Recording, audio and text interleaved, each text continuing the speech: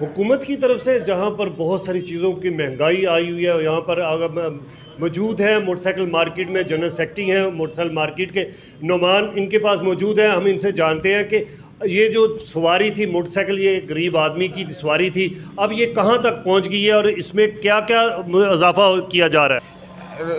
دن بر دن اتنی مہنگائی ہو گئی ہے، ڈالر اوپر جانے کی وجہ سے موٹر سائیکل کی قیمتوں میں اضافہ ہو گیا ہے، اور اضافے کی وجہ سے کسٹمر اور دکاندار دونوں بہت زیادہ بزن ہیں، اور کاروبار کے معاملات بہت خراب چل رہے ہیں.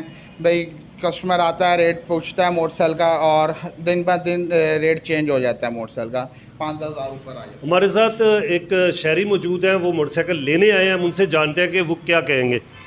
جی میں بس کہنا چاہتا ہوں، میں پرسوں آیا تھا موٹر سائیکل لینے. یہ ہونڈا کی 70 ہے، اپنا 0 میٹر تھی. میں نے ان سے ریٹ پتہ کیا ہے تو انہوں نے کہا 1,38,000 روپے کی مل جائے گی. یہ جو میں رات والے دن کی بات ہے. آج میں لینے آیا ہوں تو پتہ چلا ہے کہ جس کی 1,45,000 روپیہ قیمت ہو گئی ہے.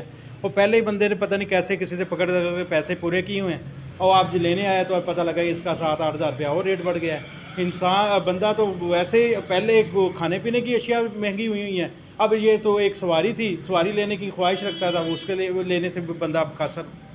دکاندار کا کہنا ہے کہ اب جو مہنگائی ہے وہ دن بدن میں اضافہ ہو رہا ہے، جبکہ شہری کا کہنا ہے کہ جو چیز آج 1,20,000 کی ہوتی ہے، اگلے دن آپ پتہ کرنے ہیں تو وہ 1,40,000 کی ہوتی ہے.